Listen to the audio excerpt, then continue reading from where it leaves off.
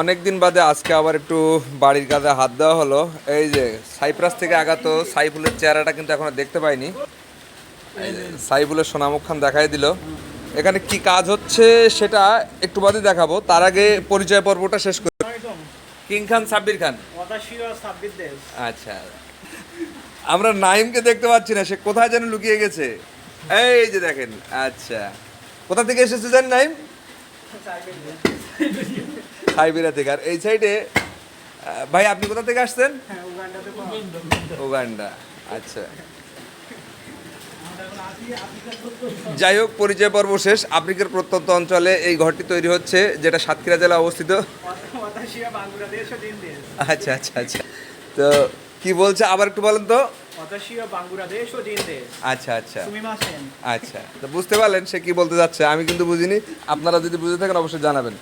তো যে কথা বলছিলাম, আমাদের বাড়ির কাজের অগ্রগতিটা আজকে দেখাবো। আজকে এখানে স্যানিটারি পাইপ বসানো হচ্ছে। খুব কষ্টদায়ক একটা কাজ। দেখতে পাচ্ছেন লম্বা ড্রেন তৈরি করা হয়েছে এখানে। মানে এর মতন কষ্ট আর আপাতত আমার কাছে মনে হচ্ছে এই মুহূর্তে নেই। নতুন কোনো কিছু তৈরি করতে যে এত প্যারা নিতে হয়, তাই সাইফুলকে না দেখলে আমার বিশ্বাস হতো না। আর এই সমস্ত প্যারার দোষ হচ্ছে বরিশালে আছে একজন, কি নাম আনুকাতাওয়া নজু ভাই,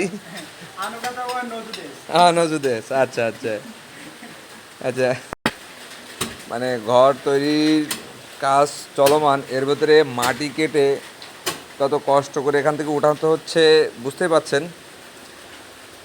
এর ভেতরে দিয়ে শাবল চালানো কতটা ঝামেলাপূর্ণ কাজ।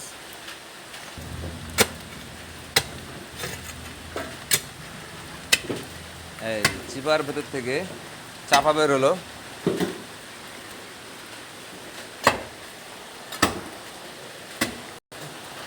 মানে এজন্য একটা অস্থির পরিবেশ, যার ভেতর থেকে পালাতে পারলে বাঁচি, কিন্তু মুক্তি নেই।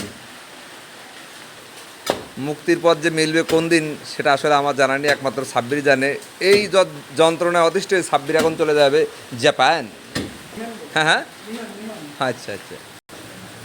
মাটি বালু কাটতে কাটতে যেন একটা অস্থির পরিবেশ বিরাজ করছে এই মুহূর্তে, কিন্তু কিচ্ছু করার নেই, প্রকৃতির নিয়ম মেনে নিতে হবে।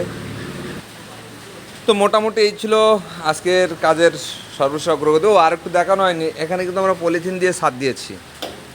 অর্থাৎ বৃষ্টি হচ্ছে, বাইরে বৈরী আবহাওয়া, তারপরেও কাজ থেমে থাকবে না, এই জন্য এখানে পলিথিন দিয়ে আমরা আপাতত ছাদের ব্যবস্থা করেছি।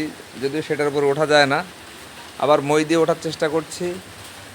আবার এই যে এখানে সব মিলাই দিলে একটা জরাজীর্ণ পরিবেশের ভেতর আমরা পড়ে গেছি, তবুও কাজ শেষ করতে হবে।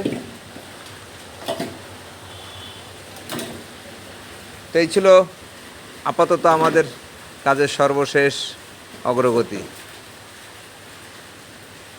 সবাই ভালো থাকবেন। নতুন ভিডিও আবার আপনাদের সাথে দেখা হবে।